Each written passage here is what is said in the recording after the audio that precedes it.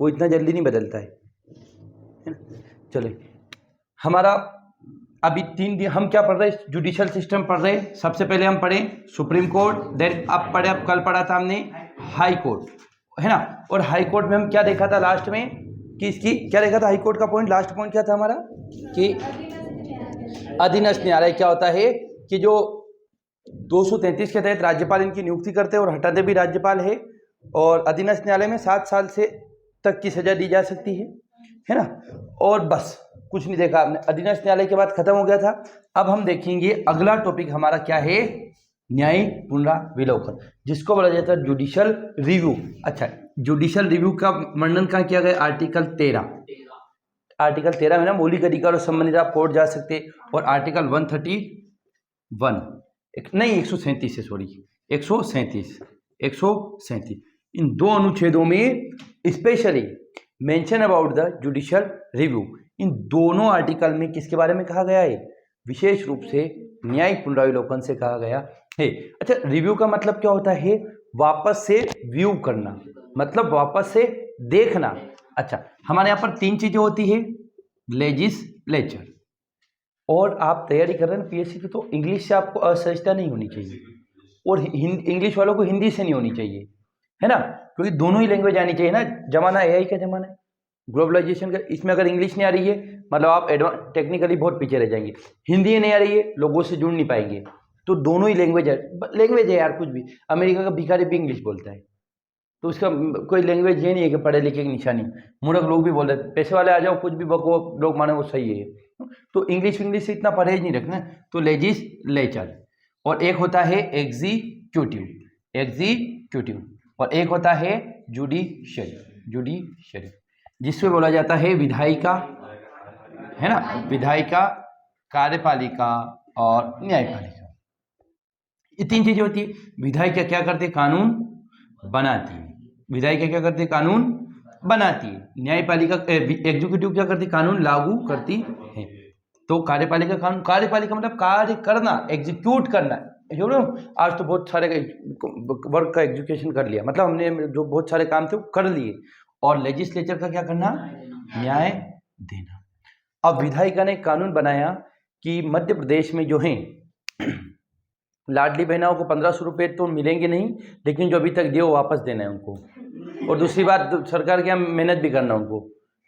बोल दिया ये क्या बात हुई, बोले कि ऐसे तो फिर लड़कियों ने बोल दिया किसानों को भी 2000 किसान सम्मान निधि मिलती है, तो उनसे भी लोग भेदभाव कर दिया ना किसी, ये कैसे हो सकता है। तो विधायिका ने कोई कानून बना दिया, एग्जीक्यूटिव ने लागू कर दिया। मोहन यादव जी आए, बोले हाँ ये लागू रहेगा, और अगर इसका किसी ने पालन नहीं किया तो जेल में बंद कर दो उनको।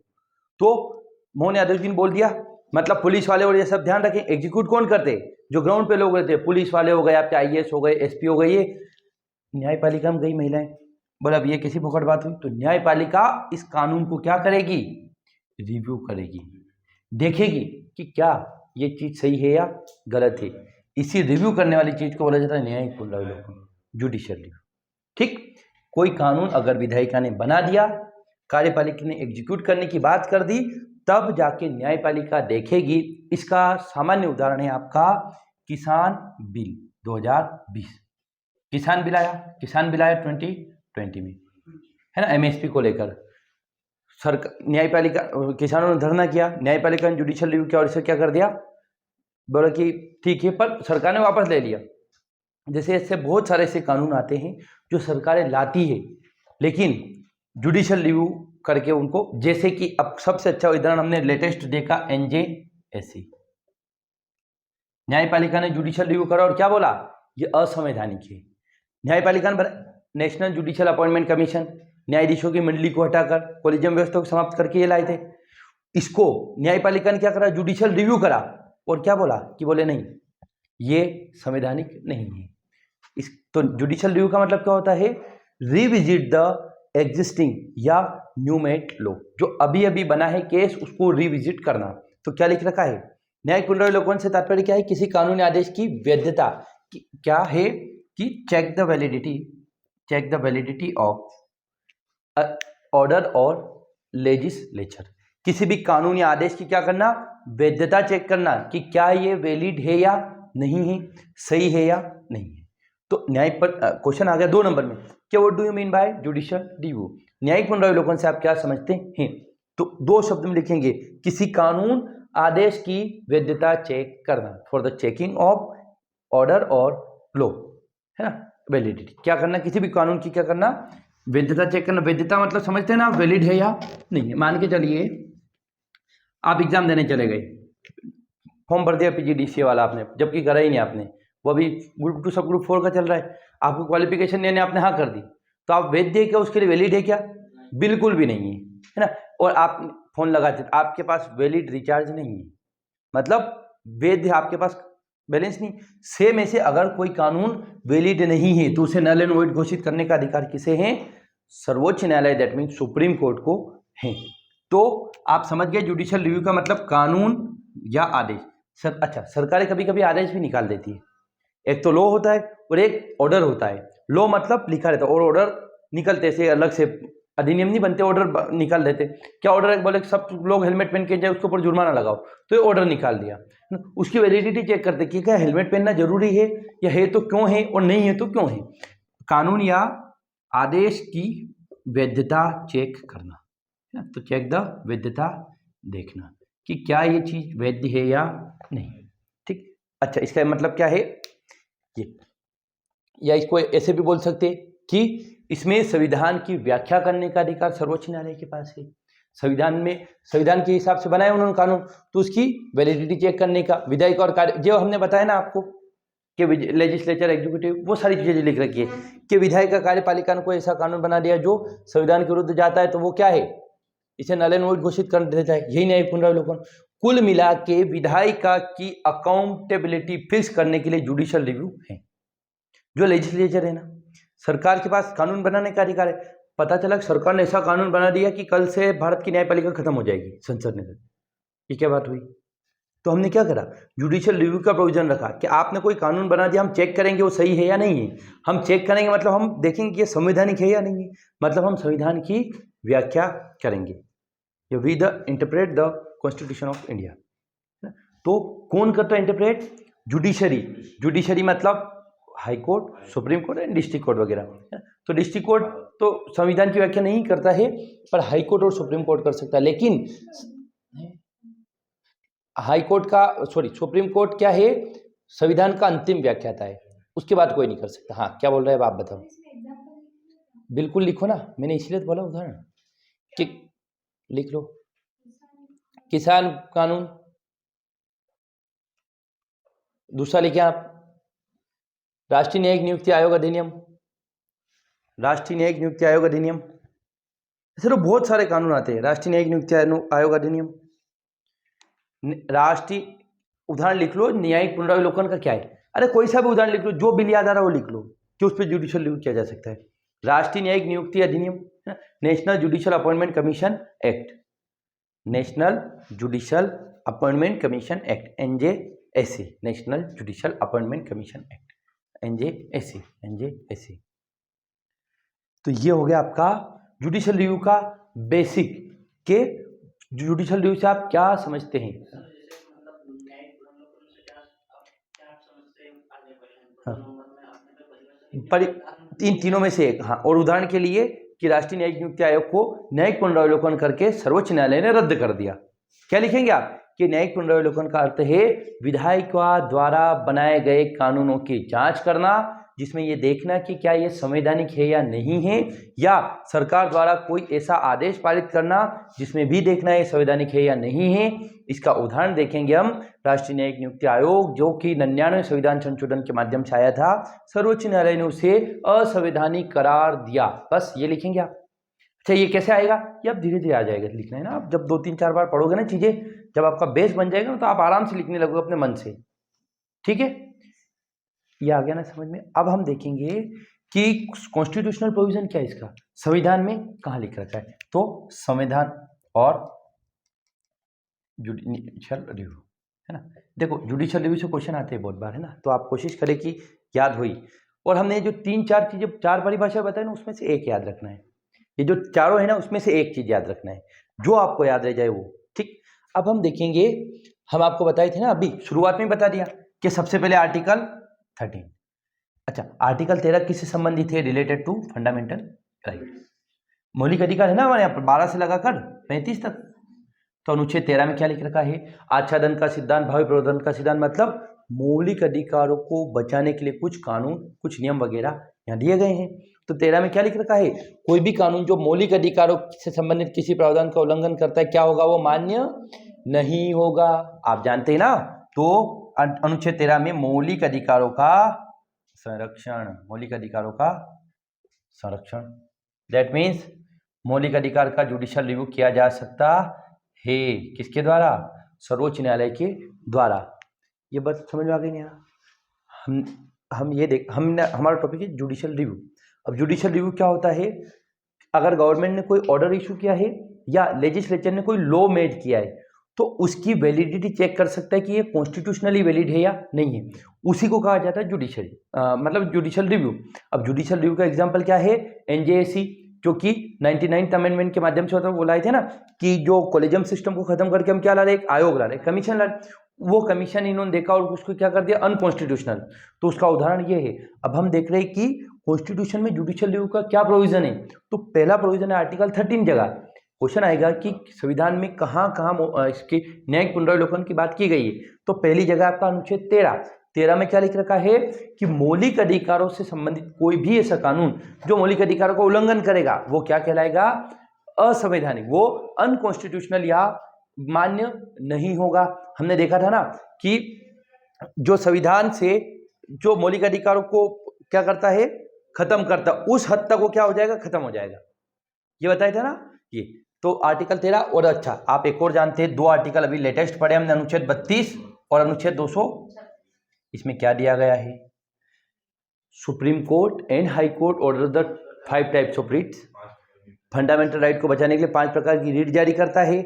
मतलब सरकार ने कोई अगर किसी को गिरफ्तार कर लिया, काम नहीं किया, तो जुडिशियल रिव्यू के माध्यम से कोर्ट क्या कर सकता है? उस लोगों का प्रोटेक्शन ऑफ फंडामेंटल राइट। तो supreme court and high court issue the 5 types of writ, 5 types of writ, जिसमें क्या करता है?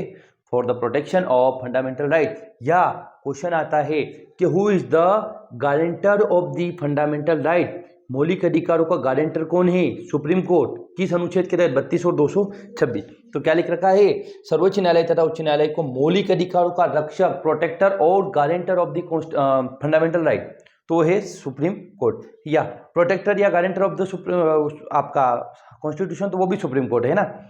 ये हो गया, समझ गए आप? हाई कोर्ट 5 प्रकार, 32 में सुप्रीम कोर्ट रिट जारी करता है, 226 में हाई कोर्ट रिट जारी करता है। लिखा ना, देखो, सर्वोच्च न्यायालय तथा उच्च न्यायालय, supreme court and high court issue the 5 types of writ, है ना। अब एक आर्टिकल आता है आपका 226 आर्टिकल 245, सॉरी 245। 245 में क्या है?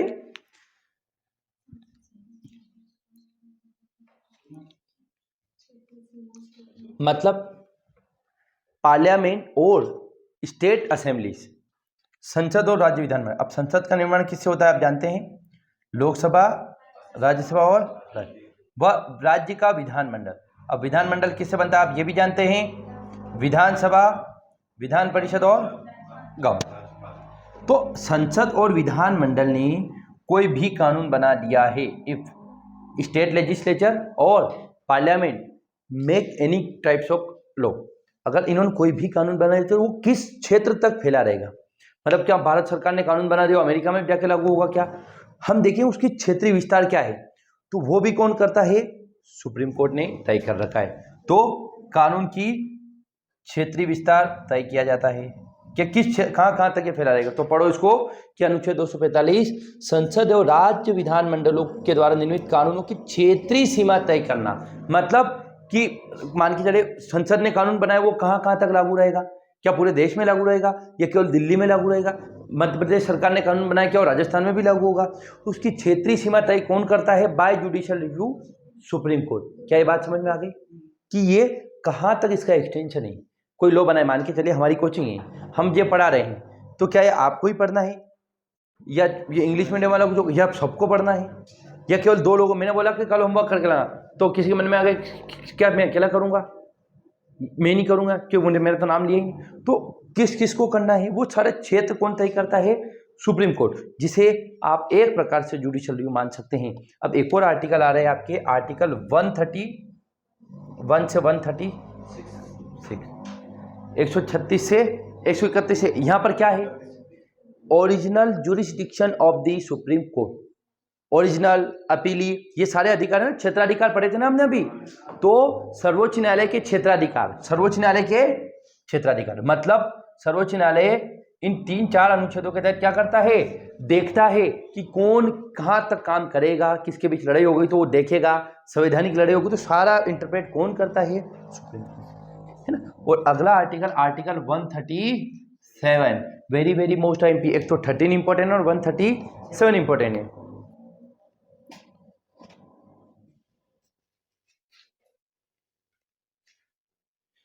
सर्वोच्च न्यायालय को क्या है, कोई भी निर्णय सुना रहा है तो उसको क्या है, समीक्षा करने हेतु एक विशेष शक्ति कुल मिला के कोई भी कानून बनेगा, कुछ भी होगा तो सुप्रीम कोर्ट को एक स्पेशल राइट है उसको इंटरप्रेट करने का, सुनने का, सुनाने का, लोगों को बताने का। कभी कभी सुओ मोटो, एक वर्ड सुना आपने, सुओ मोटो, स्वतः संज्ञान,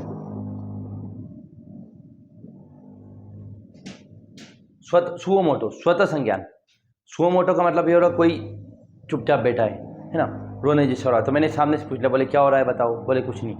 और एक होता है आप, वो आके बताए, बोले सर मेरे घर पे ये प्रॉब्लम हो गई, तो एक सामने से आके बता रहा है, मतलब वो तो जानकारी दे ही रहा है। सुओ मोटो मतलब हम आगे से जाकर किससे जानकारी लेना, तो कभी कभी सुप्रीम कोर्ट आगे से जाकर क्या करता है, जैसे एक झुग्गी बस्ती है ना, यहाँ पर क्या रहते हैं, एक स्लम एरिया है, इस्लाम एरिया में इनको अपने अधिकार तो पता नहीं, फंडामेंटल राइट, बोलने का अधिकार, अच्छे पानी का अधिकार।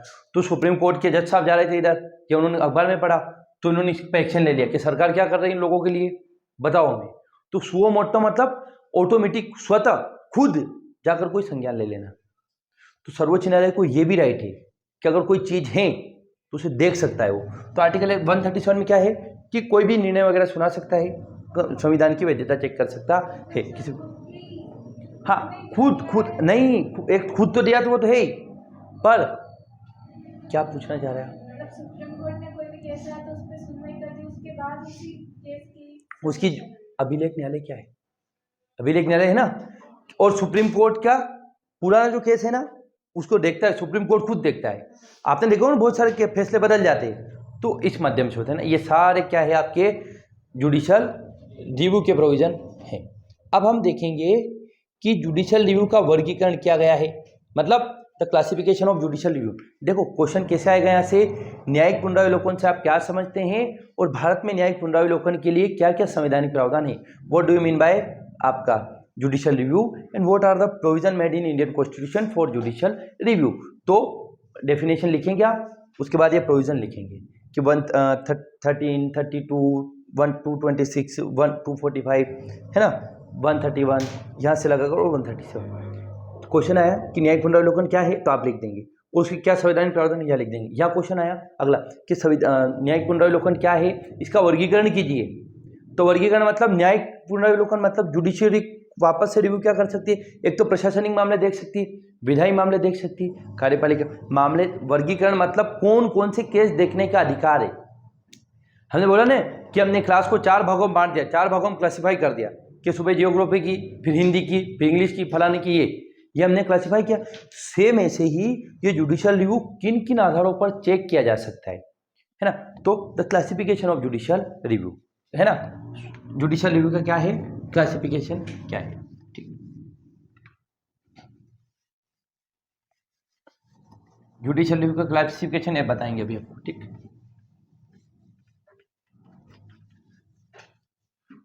हाँ तो देखेंगे हम, एक तो वर्गीकरण देखें ना, न्यायिक पुनरावलोकन का वर्गीकरण, विधायी हो गया, विधायी का मतलब समझते हैं आप, लेजिस्लेटिव। लेजिस्लेटिव का मतलब क्या होता है, विधायिका किससे बनती है, केंद्र में लोकसभा, राज्यसभा, इनसे बनती है ना विधायिका। क्या राहुल गांधी जी विधायिका का हिस्सा है, कार्यपालिका का हिस्सा है? वो विधायिका का हिस्सा है। विधायिका का हिस्सा, कार्यपालिका का कौन है? मोदी जी और अमित शाह जी और ये। ठीक, देखो ये होती है विधायिका। ये सिर्फ सजेशन दे सकते हैं ना सर? हाँ, सजेशन दे सकते हैं, कानून पास करा सकते हैं। अच्छा, विधायिका का निर्माण होती है लोकसभा। लोकसभा में कितने लोग हैं? 500। और राज्यसभा इसमें कितने हैं? 200। इन दोनों से मिलकर बनती विधायिका। ठीक, इन दोनों को क्या कहा जाता है? विधायिका। मतलब विधायिका में कितने मेंबर हो गए? 543 और 245, 7, 8 और 8, 728। मुझे पता है उधर से जोड़ दे, लेकिन ये इसमें संख्या वंख्या लग रही थी इसलिए आगे से जोड़ दिए। बोले पता है इतना ही नहीं आता क्या? हाँ है ना। हाँ, तो कभी ये भी आ जाए। सर आपका जोड़ लो, मैं नीचे देख रही तो मैं इधर आ रही तो सर 60 क्यों बोल रहे है ना, क्योंकि मुझे बता रहा संख्या में मात्रा तो आ नहीं रही ऊपर, वो क्या बोलते हैं उसको? हासिल नहीं आ रही। Carry, carry 1, carry 2। हाँ, कैरी तो वो समझता था मैं, कैरी खाते हैं वो। बोले कैरी 1, कैरी 2। 2 1 जा 2। मैंने इंग्लिश में स्कूल में पढ़ा है ना, इंग्लिश मीडियम में स्कूल में पढ़ा है 2017 में, 1 साल पढ़ा है जब मैं 11वीं में था तब। सर अपन ना सरकारी इंग्लिश पढ़ाता था, इंग्लिश पढ़ाता था ना, मैं कुछ भी पढ़ा देता था। कोचिंग भी थी मेरी पहले, 17 में कोचिंग थी। स्कूल के बच्चे 40 बच्चे थे उस टाइम। पैसे ही देते थे गांव के लोग, पर पैसे 200 रुपये आए थे एक बार, गले में रख देते मैं, वो भी एक बार 200 रुपये आए थे मेरी कमाई। बच्चे देते हैं, बोले बाद में देंगे, बाद में खा गए बाद में। हाँ, बोले गांव छोड़ी जा रहे, गांव छोड़ी नहीं जा रहे, क्या बात हुई यार। है ना, हाँ, गांव छोड़ी जा रहे, अब ये क्या बात हो गई कि गांव छोड़ी। तो देखो ये विधायिका हो गई, विधायिका हो गई। अब इस विधायिका में से ही, इस विधायिका का कितना? 15% क्या बनती है? कार्यपालिका बनती है। तो लगभग ऐसे बन जाएगी कार्यपालिका। तो विधायिका में से निकलती है कार्यपालिका। या ये मुर्गी है, ये अंडा निकलेगा इधर। अगली बात समझ? कुछ नहीं आया पहले। भगवान ने फेंक दिए थे, एक मुर्गी ने एक अंडा। नहीं, एक मुर्गी ने एक मुर्गा। ठीक।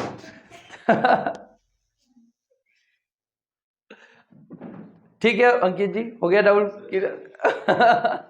एक मुर्गी ने मुर्गा ऊपर से फेंका था भगवान, मतलब विधायिका से। हाँ यार, पंखा बंद क्यों कर रखा है? संजना दीदी अभी पूछ लेंगे कि बोले मुर्गा और मुर्गी क्यों भेजा। हाँ, तो विधायिका से किसका निर्माण होता है? कार्यपालिका का, है ना। लेजिस्लेचर से ही एग्जीक्यूटिव का फॉर्मेशन होता, ठीक है ना। हाँ, तो हम देख रहे हैं विधायी कार्यों का क्या करना है आपका?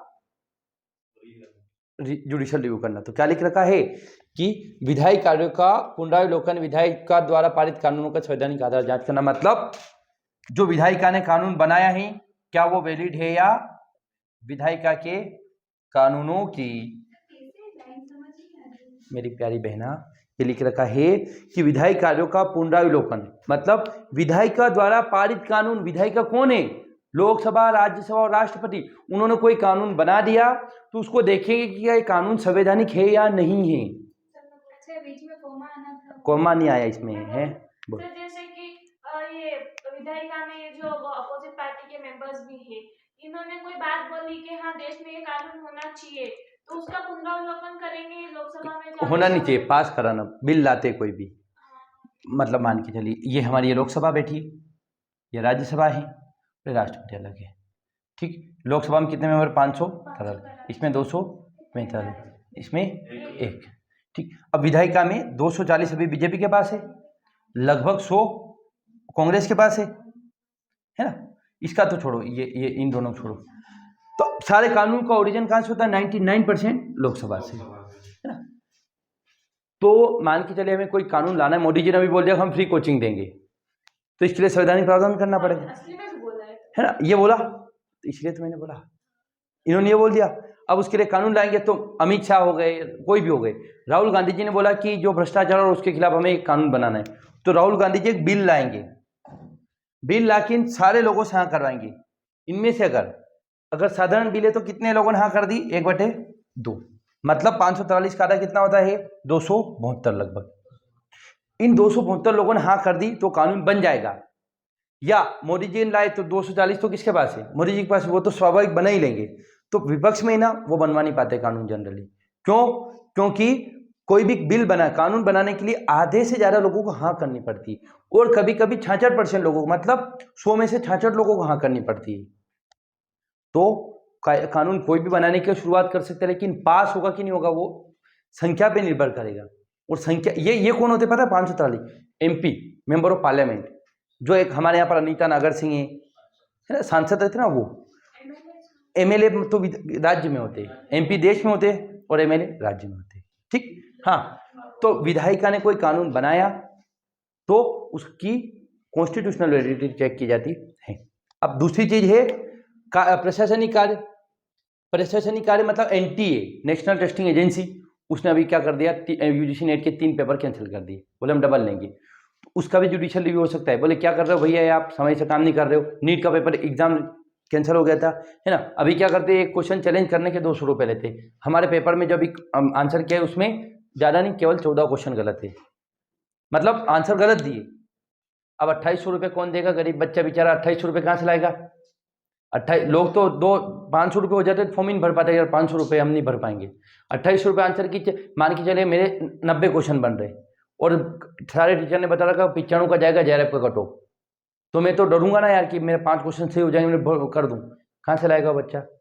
और अगर मान लिया तो पैसे रिफंड कर देंगे 5-6 साल में। नहीं माना तो वाह, गलती आप कर रहे हैं, पैसे भी आप दें। मतलब मान के चलिए मैंने आपके डंडे रखी तो लग गई, और फिर आप मुझे पैसे दो कि मैं इलाज कराऊंगा आपका। ये क्या बात हुई? मैंने रखी तो मैं इलाज कराऊंगा, मेरी प्रॉब्लम है तो मैं सही करूँगा। तो ऐसा होता है, बहुत सारी चीज़ें हैं। तो कोई प्रशासनिक एजेंसी है। अब NTA किसने बनाया है? 2018 में सरकार ने बनाई थी, तो है एडमिनिस्ट्रेटिव बॉडी। तो प्रशासनिक, समझ गए आप? जो एडमिनिस्ट्रेटिव बॉडी रहती है ना, जो गवर्नमेंट ने बनाई होती है, वो कोई ऑर्डर निकाल दे, वो ऑर्डर अगर सही नहीं है, या इंडियन बोल दिया महिला फॉर्म नहीं भरेगी, इसमें गलत हो सकता है ना। तो अगर कोई प्रशासनिक है ना, तो क्या लिख रखा है? प्रशासनिक कार्य का पुनरावलोकन प्रशासनिक एजेंसियों पर अनुशासन करने का एक उपकरण। मतलब जो सरकारी संस्थाएं है ना प्रशासन की, वो डरेगी कि यार ऐसा नहीं हमारे कोर्ट हमारे ऊपर केस लगा दे। तो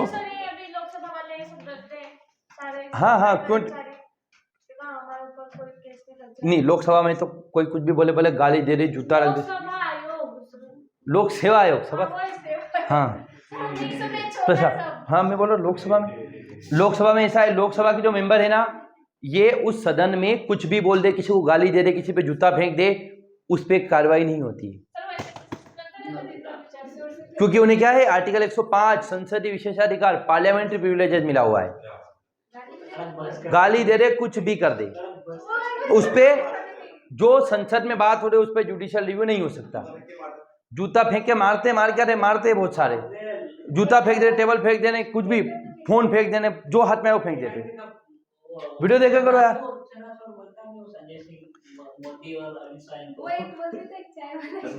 हाँ बोलते राहुल गांधी जी एक दिन भोलेनाथ की फोटो लगे, राहुल जी ओम बिरला जी बोलते राहुल जी बैठिए प्लीज, राहुल जी बैठिए।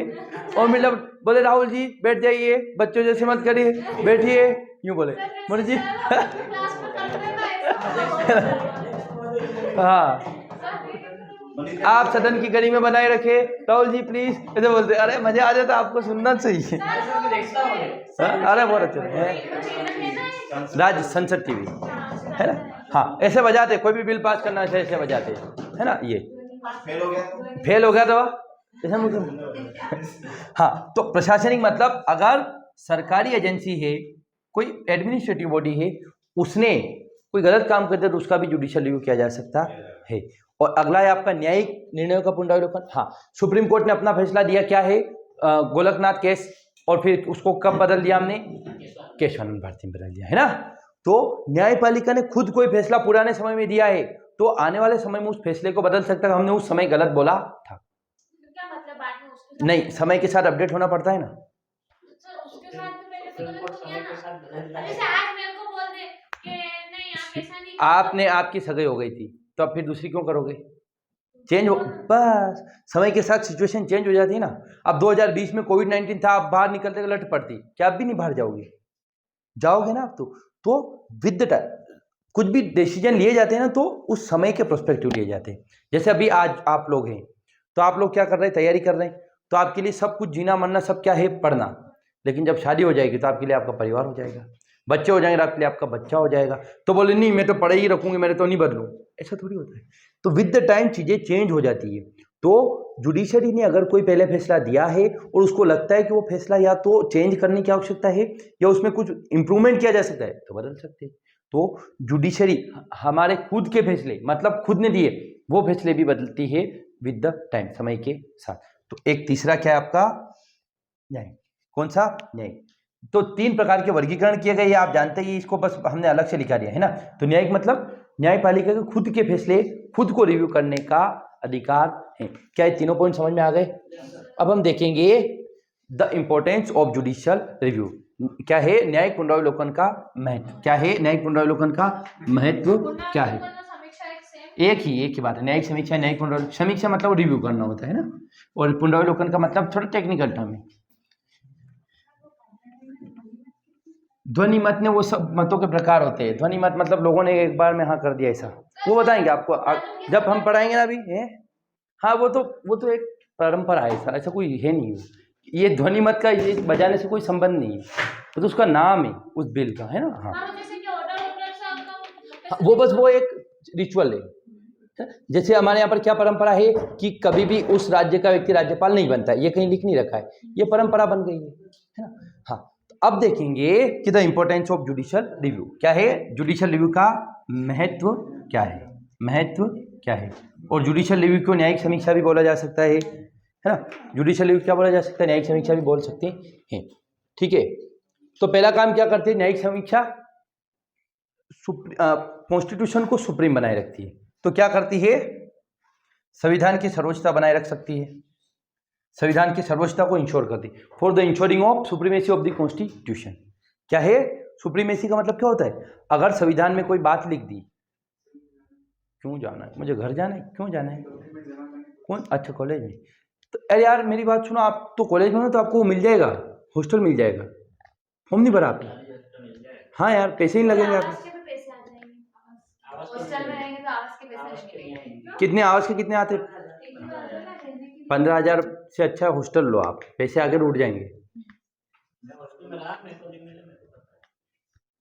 यार, फिर पैसे मिले फिर पैसे ले लो।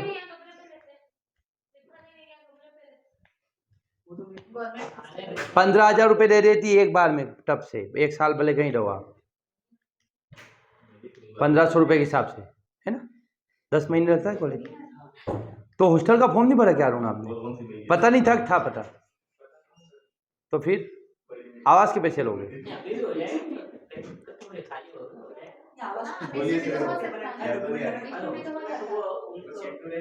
ये वो चिंटू वो टॉपी बाज टी शर्ट लेके आओ पहले ही दिन आदमी, फिर दे भी दिया बेचारे ने। तो गाड़ी से हो गई सही आपके रूम, बाइक हो गई सही, चिंटू लेने आ रहे थे तो उसको लाओ ना, तैयारी कराने नहीं करना उसको, कॉलेज में बोलना लोगों को है ना कि कोचिंग चलो क्या करो यार, शाम के बैच में 5-7 बच्चे हो जाए, जो नया टीचर लाऊं उसकी पैसे निकलेंगे नहीं तो कैसे दूंगा, मेरे घर से लेने पड़े।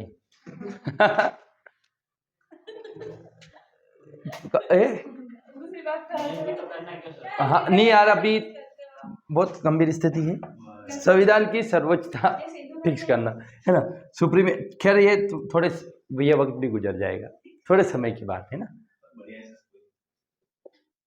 संविधान की सुप्रीमेसी या सर्वोच्चता को इंश्योर करता है जुडिशियल रिव्यू। जैसे मान के चलिए संविधान की गरिमा कैसे बनी रहेगी, जब लोग उससे डरेंगे कि यार अरे यार ये नहीं हुआ, सुप्रीम कोर्ट फटकार लगाता तो फिर न्यूज़ में आता है, सरकारों की इंसल्ट होती है, इसलिए तो सुप्रीम कोर्ट का पहला महत्व क्या है आपका, सुप्रीम कोर्ट संविधान की सर्वोच्चता बनाई रखती है। अगला है ये लोगों में क्या है, प्रोटेक्शन ऑफ फंडामेंटल राइट, लोगों के, हमने देखा ना 32 और 226, तो लोगों के फंडामेंटल राइट का संरक्षण करते हैं।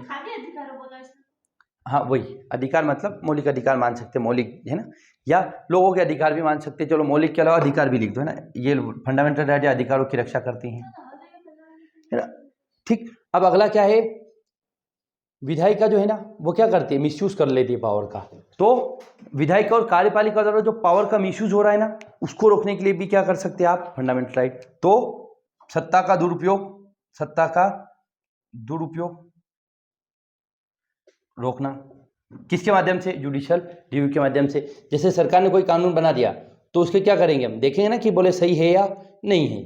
और अगला है आपका संघीय संतुलन, मतलब फेडरल मेंटेनेंस बनाए रखता है। फेडरल मेंटेनेंस मतलब राज्य भी वैल्यूबल है, केंद्र भी वैल्यूबल है, और दोनों को मान के चलिए संघ सरकार अगर ऑटोक्रेटिक हो गई, उसने लोगों का अधिकारों को दुरुपयोग किया या राज्यों को कोई शक्ति नहीं दी, तो उसको भी ध्यान में रखते जुडिशियल रिव्यू के माध्यम से तो संघीय संतुलन बनाए रखते हैं।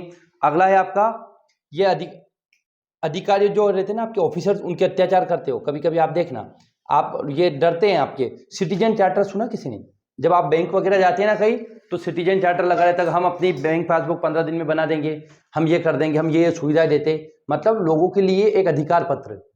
तो अधिकारी बोल रहे हैं ना आपको बैंक वाले कि हम लंच टाइम ही, तो आप केस लगा सकते हो उनके ऊपर, सुप्रीम कोर्ट देखेगा, जुडिशियल रिव्यू करेगा फिर, है ना। क्यों, ऐसा कौन सा नियम है भैया जो आपको लोगों काम नहीं कर रहे हो, खाना खा रहे हो। तो अधिकारी जो रहते हैं ना, जो ऑफिसर्स रहते, वो अपने पावर का मिसयूज नहीं करें।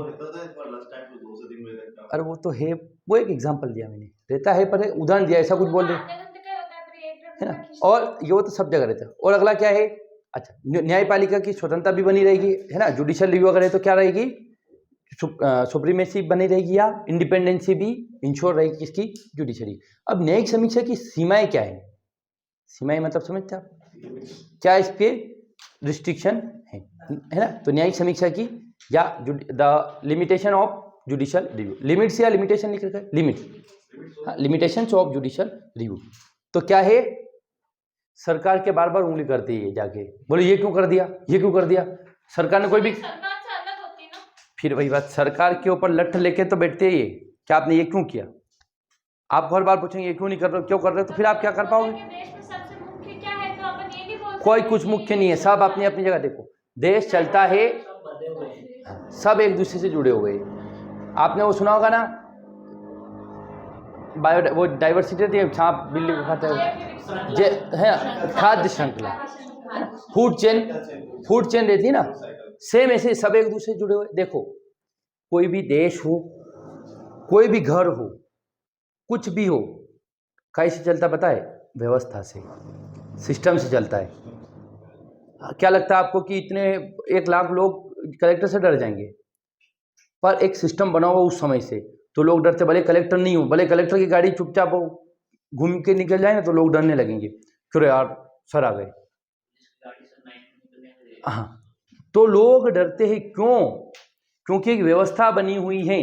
तो सारे काम आप देखना, बोलते हो कि यार एक व्यक्ति, आप सोच लो ना कैसे प्रैक्टिकली पॉसिबल, लोग विद्रोह करने पे आ जाए तो क्या मानेंगे क्या उसका, एग्जैक्टली। पर व्यवस्था बनी हुई है, लोगों को भरोसा है, इसलिए चीजें चली जा रही है ना। तो सब एक दूसरे से जुड़े हुए। और अच्छा क्या है, तो जुडिशियल रिव्यू जब रहता है ना, तो सरकारों के बार बार हस्तक्षेप करते, बोले आपने ये कानून क्यों बना दिया, ये क्यों नहीं बना दिया। तो फिर सरकार डरती है कानून बनाने से, क्या यार हर बार में केस चला जाएगा, फलाना हो जाएगा। और अगली बात क्या है, अदालतों के बार बार हस्तक्षेप से क्या हो रही है, लोगों को भरोसा नहीं जमता है कि यार ये सरकार सही नहीं है यार, है ना। तो ये रहता है, उन पे उठ गया, बोले लो इन्होंने दारू बेच दिया, फलाना कर दिया, तो उनको जेल में डाल दिया। फिर बाद में पता क्या चला, पुलिस, वो तो सरकार ने डाला था केजरीवाल पे, वो नहीं उठा। हाँ वो अलग चीज है, अरे यार वो इससे इसका कोई संबंध नहीं। सुन, अपोजिट पार्टी वो अलग। अरे मैंने बोला कि मान के चलिए सरकार ने कोई कानून बनाया, केजरीवाल जी ने कोई कानून बनाया है ना, कि हम लोगों को फ्री में बिजली देंगे, तो न्यायपालिका ने बोल दिया नहीं ऐसा नहीं कर सकते आप, जो लोग टैक्स भर रहे हैं उनका नुकसान हो रहा है। तो फिर लोग बोले अरे यार ये बार बार फिर अगली बार बोल दिया हम शिक्षा फ्री देंगे, फिर न्यायपालिका ने बोल दिया नहीं ये नहीं कर सकते आप क्योंकि लोग टैक्स दे रहे। तो फिर लोगों को लगेगा यार सरकार तो अपनी कोई भी बात नहीं मनवा पा रही, तो सरकार पे लोगों को भरोसा नहीं रहेगा। सरकार की अखंडता मतलब क्या होता है, सरकार आज़ाद नहीं रहेगी और लोगों को लगेगा ठीक है यार। तो दूसरी बात ये भी हो सकती है ना, एक कैपेबिलिटी पे शक होने लगा, क्या ये सरकार कैपेबल है भी या नहीं। दूसरी चीज क्या हो रही है, निर्णय व्यक्तित्व या उद्देश्य, हाँ मान के चलिए जुडिशियल रिव्यू एक व्यक्ति के लिए भी हो सकते हैं। मौलिक मान के चलिए हमने केशवानंद भारती केस सुना था। केशवानंद भारती एक अकेले की जमीन थी, लेकिन वो पूरे देश के इतिहास में याद रखा जाता है। तो एक मामले के लिए सभी पूरे देश पे प्रभाव पड़ता है। तो जुडिशियल रिव्यू से ये भी मुझे प्रॉब्लम हुई कि हमारे यहाँ पर गटर बन रही है, ये मत बनाओ, तो फिर कोर्ट ने ऑर्डर दे दिया अभी मत बनाओ। सब लोगों को नुकसान नहीं हो रहा है क्या? मुझे अकेले प्रॉब्लम हो रही थी, बाकी सब लोगों को कोई प्रॉब्लम नहीं थी। तो एक व्यक्ति के लिए भी अगर कोर्ट न्यायिक पुनरावलोकन करा, वो तो केस रुक ही गया। तो बड़े पैमाने पर लोगों को नुकसान हो सकता है। ये चाल बढ़ा दो इसकी। और ये संविधान द्वारा देखो, संसद को संविधान में पावर दी गई ही, तो ये उस पर रोकता है, रोक लगाता है ना, संसद पे रोक लगाता है, बोले यार आप कैसे काम कर रहे हो। और न्यायिक समीक्षा से क्या होती है, एक है सेपरेशन ऑफ पावर। अनुच्छेद 50 पढ़ा था ना आपने कि जुडिशरी और कार्यपालिका, तो फिर कार्यपालिका और विधायिका के कार्यों में बार बार न्यायपालिका हस्तक्षेप करेगी, तो फिर क्या होगा, प्रॉब्लम हो जाएगी ना। तो ये इसकी सीमाएं ही। क्वेश्चन आ गया, चलो लिखो, ये लिख लेना। न्यायिक पुनरावलोकन से आप क्या समझते हैं? What do you mean bye judicial review? 10 marker में ना, न्यायिक पुनरावलोकन से आप क्या समझते हैं? लिख, आप खुद लिखा करो ना, जरूरी नहीं है कि हम चेक ही करें, मैं एक साथ चेक कर लूँगा कभी कभी, है ना, सारे क्वेश्चन। न्यायिक पुनरावलोकन से आप क्या समझते हैं? What do you mean bye judicial review? इसके महत्व लिखते हुए इसकी सीमाओं पर विस्तार से चर्चा कीजिए। Write down its importance and detail analysis of limitations, है ना। इसके क्या लिखना है, महत्व लिखना, और इसकी लिमिटेशन पे डिटेल एनालिसिस करना है। हाँ, इसका महत्व लिखते हुए इसके सीमाओं पर विस्तार से चर्चा कीजिए, है ना, क्या क्या सीमा है इस पे, कोई डिटेल में बताना है आपको। लिख लिया, इंपॉर्टेंस लिखना है, जुडिशियल रिव्यू की डेफिनेशन लिखना है, और लास्ट में इसकी लिमिटेशंस क्या है ये लिखना है। 10 मार्कर में लिखना है ना, 10 मार्कर में ये लिखना है। ये हो गया आपका लिमिटेशंस। अब हम देखेंगे कि जुडिशरी में बदलाव क्या क्या किए जा सकते हैं भारत की, है ना। तो न्यायिक सुधार क्या क्या किए जा सकते हैं अभी। तो क्वेश्चन आ गया, भारतीय न्यायपालिका में वर्तमान में किन सुधारों की आवश्यकता है? कि what are the major changes existing judiciary, मतलब वर्तमान में क्या क्या बदलाव किए जा सकते हैं। तो हम देखेंगे, ये अलग ही टॉपिक है ना, ये न्यायिक सुधार वाला अलग टॉपिक है ना, जुडिशियल रिफॉर्म्स। क्वेश्चन आ गया कि आपको क्या लगता है कि भारतीय न्यायपालिका में बदलाव किया जाना चाहिए, और लगता है तो क्यों लगता है, और क्यों किया जाना चाहिए, और किया जाना चाहिए तो क्या किया चाहिए। ये सारी चीज़ें पूछ सकते हैं आपको। कौन पूछ सकता है? इंटरव्यू में। या क्वेश्चन भी आ सकता है, भारतीय न्यायपालिका में वर्तमान में क्या क्या बदलाव किए जाएंगे, या वर्तमान में क्या क्या बदलाव किए जा सकते हैं। तो न्यायिक सुधार से आशय क्या है? किसी भी देश की न्यायपालिका का राजनीतिक कुल मिला के हम थोड़ा थोड़ा बदलाव करें जुडिशरी में। शिवानी ने भी बोला ना कि पहले फैसला दे रहे हो, वर्तमान में क्यों बदल रहे, क्योंकि समय बदल जाता है। तो न्यायपालिका भी, जैसे हमने शुरुआत में एक जज रखा था और 7 अन्य जज रखे थे, वर्तमान में कितने कर दिए? 33। वो तो हाई कोर्ट है, 25 तो 33 कर दिए। सेम ऐसे ही पहले क्षेत्राधिकार कम था, अब क्षेत्राधिकार बढ़ा दिया। तो समय के साथ न्यायपालिका में बदलाव भी किया जाना जरूरी होता है, क्योंकि बदलती हुई चीज़ें, बदलते हुए समय के साथ चीज़ें बदलनी चाहिए। इसमें क्या होगा, न्यायिक सुधार होना चाहिए, विधिक सुधार होना चाहिए। जैसे अभी सरकार ने क्या करा है, सबसे बड़ा सुधार पता है? आईपीसी और बीएनसी, इन सबको करके क्या लाए? भारतीय न्याय संहिता और भारतीय दंड संहिता, ये लेकर आए ना। नई जो अंग्रेजों के ज़माने की जो आईपीसी को इनको बदल दिया, तो हमने न्यायिक सुधार करा, वर्तमान चाहिए, है ना। इंडियन पिनल कोड और इंडियन प्रोसीजर, वो कुछ तो क्रिमिनल जो भी था उसको बदल के बीएन पहले लगती थी, 1800 बनी थी वो, 1800, वही तो इंडियन पिनल कोड और वो प्रोसीजर, वो तो अब बन गया बीएनएस, भारतीय न्याय संहिता, ये ऐसे बन गया है ना, नया नाम हो गए। तो हमने रिफॉर्म करे। तो आप लिखेंगे कि वर्तमान में सरकार ने आईपीसीसी और इनको चेंज करके हमने बीएनएस और ये नए कानून को, या इन धाराओं के नाम बदले, या उन कानूनों को बदला 2024-25 में ना। हाँ, तो समय के साथ हमें कुछ ना कुछ बदलाव करते रहना चाहिए। विद द टाइम हमें क्या करना चाहिए? रिफॉर्म करने चाहिए। और विधिक सुधार के साथ साथ क्या होना चाहिए? बहुत सारी चीज़ें, कानूनी ढांचे में परिवर्तन हो, कानून में सुधार हो, कानूनी शिक्षा में सुधार हो। कुल मिला के आपका ये जो रहता है ना कि आपको एलएलबी में क्या पढ़ाएंगे, एलएलएम में क्या पढ़ाएंगे, स्कूल कैसे रहेंगे, कॉलेज कैसे रहेंगे, जज की क्वालिफिकेशन क्या रहेगी, ये समय के साथ बदलनी चाहिए, है ना। तो ये सारी चीज़ें, ये होता है न्यायिक सुधार। और क्या होता है न्यायिक सुधार से, क्या होगा। अच्छा, अभी हमारे यहाँ पर अभी आज का ही वो है आपका अखबार, अगर आप पढ़ेंगे तो क्या लिख रखा है, सबसे ज़्यादा मामले लंबित यहाँ झारखंड में, उत्तर प्रदेश में नहीं। आज के अखबार में वो यहाँ पढ़ा था ना, आज के ही अखबार में वो देखो, अगला पेज देखो, है ये रहा, क्या लिख रखा है, वो MS से पढ़ ये 2019 से लेके अभी तक हाँ, उत्तर प्रदेश, बिहार और महाराष्ट्र में सबसे अधिक लंबित मामले। कितने मामले लंबित, मतलब पेंडिंग केस है ना, पेंडिंग केस। तो 2021 में कहाँ थे, इनमें 4,10,53,498, 4 करोड़ है ना। और वर्तमान में 4,74,76,00,000 हो गए, 4,74,00,000 मामले, मतलब इतने लोग बेचारे सुनवाई के लिए तरस रहे हैं। वकीलों की आवश्यकता है। वकील, पूरी जुडिशरी में कितने फैसले जाते हैं, छोटे छोटे फैसले। तो अब ये सारी चीज़ें, तो अब न्यायिक सुधार नहीं करेंगे कैसे होगा। अब हमें क्या बनाना है, फास्ट ट्रैक कोर्ट बनाने चाहिए। गांव के लेवल पे भी एक कोर्ट बना दो, गांव के लोगों की समस्या गांव में सुलझाए। शहर की बना दो, शहर के लोगों की समस्या शहर में। जिले की बना दो, जिले की समस्या जिले में।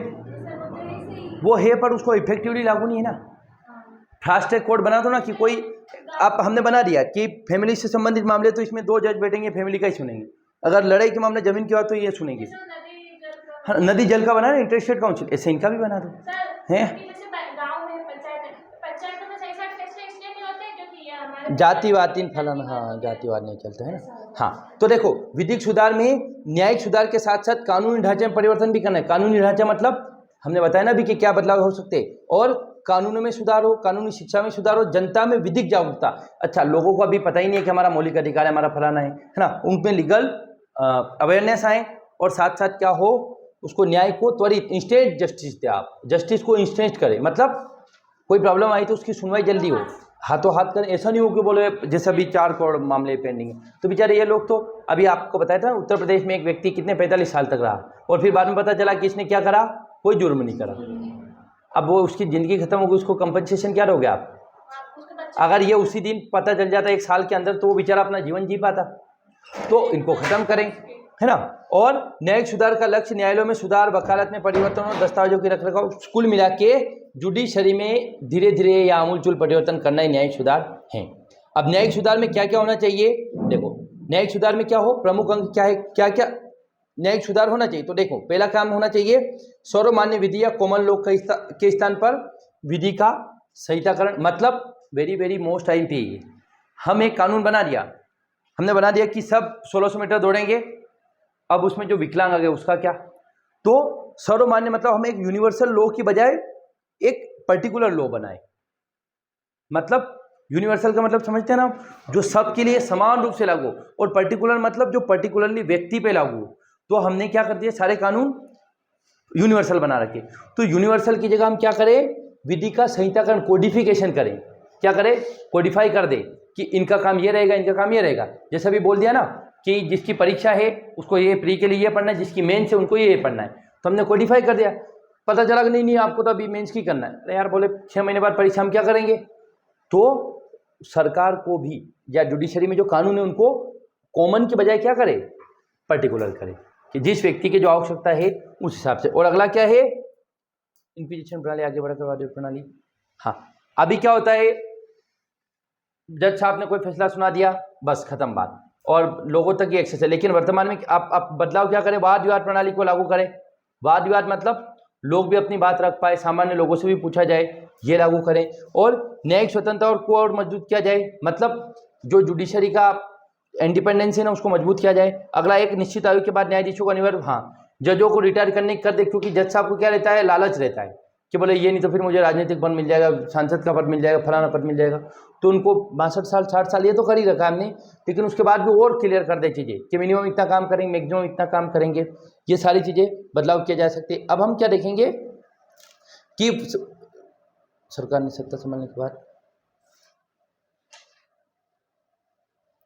देखो जो सरकार आई ना, अच्छी सरकार है, उन्होंने क्या करा, बहुत सारे बदलाव देखे और चीज़ें आइडेंटिफाई की कि प्रॉब्लम क्या क्या है। तो सबसे बड़ी बात, हमारे देश में क्या हो रहा है, लंबित वादों की संख्या अभी देखा हमने कितने, 4 करोड़ अभी 76 लाख केस है, 4 करोड़ 76 लाख केस पेंडिंग है, ठीक। और तो इस पे सरकार प्रयास कर रही है कि फास्ट ट्रैक कोर्ट बनाना, फलाना कोर्ट बनाना, ग्राम न्यायालय बना दे, और लोगों का विश्वास न्यायतंत्र पर कमजोर पड़, आप सुना होगा ना, वो न्यायपालिका तो अमीर लोगों के लिए है ना, तो लोगों का विश्वास न्यायपालिका पर कम पड़ रहा है, तो उसको सुधार करने की आवश्यकता है। और मामलों के निष्पादन में अत्याधिक, देखो यही बात है, कोई केस चला गया तो हो सकता है वो सही होने में बहुत समय लग जाए, तो कोई भी केस जल्दी जल्दी खत्म हो ही नहीं पा रहा है। और अगला क्या हो रहा है, न्यायिक प्रक्रिया जटिल हो रही है, सामान्य व्यक्ति जज साहब के पास, वकील साहब के पास जा ही नहीं सकता। कपिल सिब्बल की एक सुनवाई कितनी, 12 लाख की है, एक दिन की सुनवाई 12 लाख रुपए की हो है, किसी के अपनी छोटे मोटे लोगों की हिस्सत नहीं है। एक सुनवाई भैया, 5 सुनवाई तो 12 5 60 लाख रुपए उनको दो। केस जीते नहीं जीते वाला मुद्दा, वो जिता देते, खैर वो है। कपिल सिब्बल देश के सबसे प्रचलित वकीलों में है। अच्छा, और वो अपराधियों को छुड़ा देते हो, अपराधियों के साथ रहते हो बहुत सारी बात, वो रहता है उनका, वो जी यूएसपी है। और अगली चीज़ क्या है, अभी अब हमारे जस्टिस वर्मा साहब के यहाँ 15 करोड़ रुपए जल गए, तो भ्रष्टाचार बहुत देखने को मिल रहा है। इसके लिए क्या है, इन सभी चीज़ों को लेकर हमें न्यायिक सुधार की आवश्यकता। और न्यायाधीशों की संख्या बहुत कम है, अभी देश में कितने लोग हैं, 120 करोड़ लोग है ना, वो इंस्टाग्राम के अनुसार। अभी 2011 की जनगणना के अनुसार 121 करोड़ है, 21 करोड़ है ना, जनगणना 2011 के अनुसार 121 करोड़ है। तो उसके लिए जज कितने, 37, क्या करेंगे वो। ऐसे सुप्रीम कोर्ट की ब्रांच लगा दो अलग अलग, बोले मध्य प्रदेश में अलग ब्रांच सुप्रीम कोर्ट, हर राज्य में ब्रांच लगा दो कि इनकी सुनवाइयाँ होगी, तो लोगों को दिल्ली नहीं जाना पड़े, है ना, ये भी बदलाव किया जा सकता है। और वकीलों में अनावश्यक वकील हड़ताल करते रहते, बोले हमारा ये बढ़ाओ, हमारा फलाना करो, हमारा डिम का करो नहीं। और अदालतों में इंफ्रास्ट्रक्चर की संख्या नहीं है, मतलब अदालतें आप देखें कितनी जर्जर हो रही है। मॉडर्न अदालत कहाँ है, अपना रतलाम का डिस्ट्रिक्ट कोर्ट देख लें आप, है ना, मतलब बहुत पुराने जो अंग्रेजों के ज़माने के बने हुए, तो उनको अच्छा करें, एक अच्छा माहौल बनाएं, तब जाकर लोग क्या करेंगे, उस पर विश्वास करेंगे। आप तो पिक्चर में देखते ना, ऑर्डर ऐसा कुछ नहीं होता वहाँ वो खटगरा कुछ नहीं, गोल गोल बना देते चौक से, उसमें खड़े रहो वहाँ।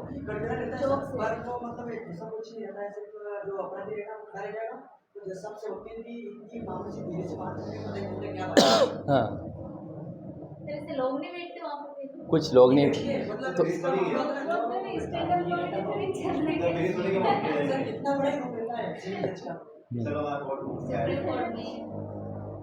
अच्छा, अब ये हमने प्रॉब्लम देख ली, हम पीएससी की तैयारी कर रहे हैं, हम सॉल्यूशन बताएंगे, समस्या खत्म हो गई। अब हम क्या क्या बदलाव कर सकते हैं इन चीज़ों को खत्म करने के लिए। तो क्वेश्चन आ गया आपके पास कि वर्तमान में भारतीय न्यायपालिका के सामने क्या क्या चुनौतियाँ, चलो लिखो इस क्वेश्चन को कि वर्तमान में, ये बहुत इंपॉर्टेंट क्वेश्चन है, इन फ्यूचर आ सकता है। वर्तमान में भारतीय न्यायपालिका के समक्ष क्या क्या चुनौतियाँ है, what are the major contemporary issue behind the judiciary, क्या क्या इशू है अभी, क्या problem behind the judiciary, and how we can solve it, और इसे हम कैसे सुधार सकते हैं। हाँ, वर्तमान में भारतीय न्यायपालिका की समझ क्या क्या चुनौतियां हैं, और इसे हम कैसे सुधार सकते हैं, इसे हम कैसे सुधार सकते हैं। अब समस्या बता रही ना कि जजों की संख्या कम हो रही है, हड़ताल कर देते फलाना, और इसको हम सुधार कैसे सकते हैं, ये अब देखेंगे, है ना। ये लास्ट पॉइंट है ना, इसके बाद आपका जुडिशियल रिव्यू खत्म हो जाएगा, ठीक। तो क्या है,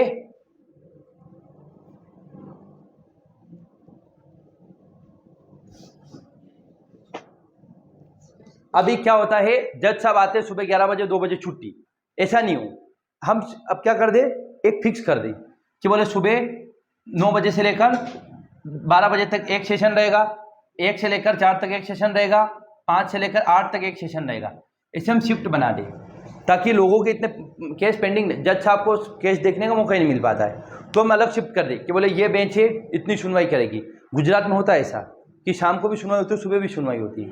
तो क्या लिख रखा है कि 1 से अधिक पालियों में काम करने की पद्धति अपनाई जाए, है ना। 2-2 शिफ्ट में काम करें, आप 3-3 शिफ्ट में काम करें, 4-4 शिफ्ट में काम करें, और जिससे बुनियादी ढांचे का अधिकतम उपयोग किया जा सके। जैसे हमने शाम की बैच चला दी, अभी हमारे यहाँ पर इतनी स्ट्रेंथ नहीं है, बैठने में प्रॉब्लम आ रही, तो क्या करा, शाम की बैच चला दी, तो हमने 2 पालियों में काम करा ना, इसका सोल्यूशन हो गया।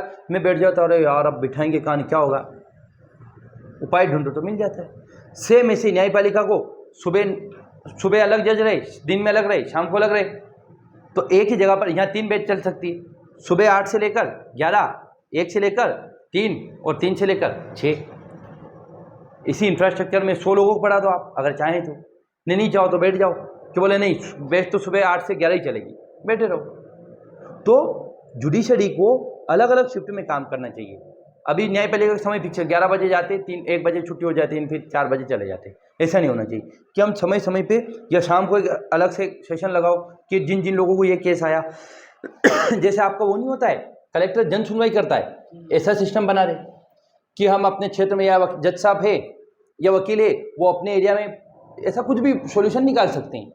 तो पहले चीज का हम क्या काम दें कि पहले क्या बदलाव किया जा सकता है, अलग अलग शिफ्ट में काम कर। दूसरी बात क्या है, विधि आयोग लीगल कमीशन बनता है ना, उसने बोला है कि फास्ट ट्रैक कोर्ट बनाए। फास्ट ट्रैक कोर्ट मतलब कोई सुनवाई आई, जल्दी जल्दी बात कर लो, खत्म करो उसको। जैसे आपके फूफा जी आते हैं ना, आपके फूफा जी को फास्ट ट्रैक कोर्ट मान लो आप। दो लोग पति पत्नी जब नई नई शादी होती है ना, तो हस्बैंड वाइफ के बीच बहुत लड़ाई होती है, और जिनकी अरेंज मैरिज होती है उनको तो बहुत ज़्यादा ही होती है। वो कभी लड़की टिकती नहीं है, लड़का बोले अच्छा नहीं लग रहा है, ये नहीं बोल रहा है, वो फिर धीरे धीरे फूफा जी ने आएंगे, कहीं है वहाँ नवा नवा और हो तो वे लड़ाई, तो ऐसा बोलेंगे समझाएंगे नहीं, फिर सही होगा। लेकिन यही अगर इसमें कोर्ट में चले जाते तो फूफा जी की बजाय कोर्ट में चले जाते तो केस लड़ते रहते। तो फास्ट ट्रैक कोर्ट बनाए कि न्यायपालिका में जाने से पहले लोग अपनी प्रॉब्लम को सोल्व कर ले।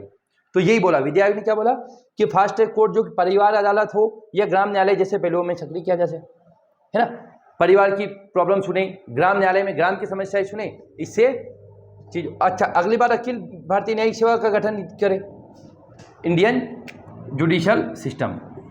अभी वकीलों के में क्या है, ऐसा सिस्टमाइजेशन नहीं है ना। जज कैसे बनते हैं, सरकारें बनाती है, लेकिन आईएएस कैसे बनते, परीक्षा रहनी पड़ती।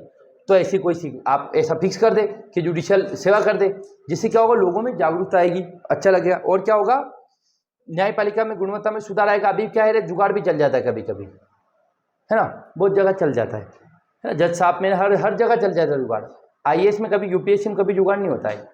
तो सेम ऐसे न्यायपालिका में इंडियन जुडिशल सर्विस करे। ये तो संविधान में लिख रखा है ना, अनुच्छेद 312 में, कि आईजेएस क्या है, एक ऑल इंडिया सर्विस है, तो उसको इंप्लीमेंट करें, लिख रखा है, लेकिन उसको लागू कराएं। और अगला है लंबित मामलों की पहचान करें कि कौन से मामले सबसे जरूरी है। देखो, आप सुबह उठेंगे, आपके पास ऑप्शन आएंगे कि एक तो कोचिंग जाना है, एक मुझे कपड़ा फट गया थोड़ा सिलवाने जाना है, एक आंटी जी को वहाँ बैठने जाना है क्योंकि बातें करना बहुत दिन हो गया, और एक मुझे फ़ोन का रिचार्ज कराना है। अब आपके लिए सबसे ज़रूरी क्या है, कोचिंग आना, उसके बाद क्या करना, कपड़ा फट गया वो सिलाना, उसके बाद क्या करना, फ़ोन का रिचार्ज कराना, और लास्ट में आंटी जी से बातें करना। तो आप अपने काम को क्या करा, क्लासीफाई करा ना, प्रेफरेंस दी।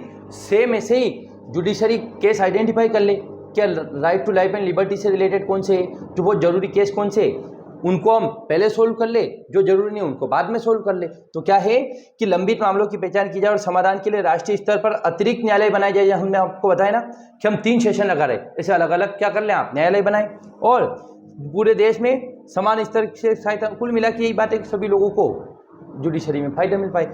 और अगला देखिए हम, alternative dispute, ADR, very very most time, इसका फुल फॉर्म याद रखना, अल्टरनेटिव डिस्प्यूट रिजोल्यूशन। अब मैंने आपको बताया, फूफा जी वाला उदाहरण दिया था ना, क्या दिया था कि या तो हो सकता है आप हर काम न्यायपालिका से कराए, या आप अपने स्तर पे ही काम करा ले अपने घर वालों से, परिवार वालों से। तो क्या लिख रखा है, वैकल्पिक निवारण, विवाद निवारण देखें आप, है ना, अल्टरनेट देखे कि हर चीज़ जुडिशरी से ना कराएं, बाकी अपने स्तर पे कर ले। इसमें क्या है, मुकदमे के न्यायालय में लाने से पहले है रिजोल्यूशन, अल्टरनेटिव डिस्प्यूट रिजोल्यूशन। अरे यार, 2 पति पत्नी के बीच लड़ाई हो गई, लड़ाई क्या हुई, बोले ये बच्चे को रखता नहीं, रोज काम पे चला जाता है, ये लड़ाई हो गई, इस पर केस लगा दिया। अब वकील साहब क्या बोलेंगे, हाँ नहीं, इस पर काम कर, दहेज प्रताड़ना केस लगा दो, इस पर काम करो, घरेलू हिंसा केस लगा दो, तो चीज़ें बढ़ जाएगी। तो दोनों जने बैठ के बात ही कर लो ना, कि बोले यार देख, मैं भी नौकरी करने जाता हूँ, तू घर रहती, तू रखा कर बच्चे को, ये बात हो गई, खत्म बात। अब जब आप हर चीज़ न्यायपालिका के पास जाओगे तो क्या सोल्यूशन होगा उसका, नहीं होगा। तो आप अल्टरनेटिव देखिए बजाय न्यायपालिका जाने के। तो क्या लिख रखा है, वैकल्पिक विवाद निवारण समाधान को बढ़ावा दिया, जिसमें मुकदमे को न्यायालय में लाने से पहले क्या करे, बातचीत करे, सुलह करे, मध्यस्थता करे, है ना। और ये 1996 में अपनाई गई थी, लेकिन व्यवहार में लागू नहीं है, लोग क्या है न्यायपालिका ही जाते हैं। और प्रति व्यक्ति न्यायाधीशों की संख्या बहुत कम है, हमने आपको बताया 121 करोड़ में कितने जज है, केवल 37, तो इनको बढ़ाना चाहिए, है ना। और न्यायालय की प्रक्रिया में औपचारिक, बहुत सारी औपचारिकताएं, जैसे अभी कोचिंगों में क्या रहता है, फलाना करो नहीं करो, है ना, हर जगह ऐसा रहता है, औपचारिकता रहती है ना। आप कॉलेज जाओगे, सरकारी अस्पताल में मैं क्यों नहीं गया, पहले तो जांच कराओ, पहले पर्ची कटाओ, फलाना करो। प्राइवेट स्कूल हॉस्पिटल में गए, डायरेक्ट ऑपरेशन कर दिया, पैसे लिए, खत्म बात, पैसे भरो, ये काम हो गया। तो न्यायपालिका में भी औपचारिकता बहुत है, ये क्या हुआ क्या नहीं हुआ, इन सब चीज़ों को ख़त्म करके हमें लोगों के लिए काम करना चाहिए, ना कि सिस्टम के लिए, ना कि हमारी पुरानी बातें हो, ये सुधार करें। और लास्ट में साइबर अपराध फोरेंसिक कानून जैसे कई नई नई चीज़ें जो हैं उनको विकास करें। आज की समस्याएं क्या हैं? साइबर अपराध समस्याएं, साइबर क्राइम। हमने आपने देखा ना, वो वीडियो कॉल आता था, किसी के न्यूड वीडियो बन जाए फिर आपको डराते थे। तो जज साहब अगर ये जब तक नहीं समझेंगे, इन चीज़ों को एडॉप्ट नहीं करेंगे, तब तक ये चीज़ें बदल नहीं पाएगी। तो ये हो गया आपका एक और टॉपिक खत्म, न्यायिक पुनरावलोकन। कल हम पढ़ेंगे न्यायिक सक्रियतावाद, जुडिशियल एक्टिविज्म। बंद कर दो रोहित इसको। ये कितनी देर का बना मनीष जी वीडियो?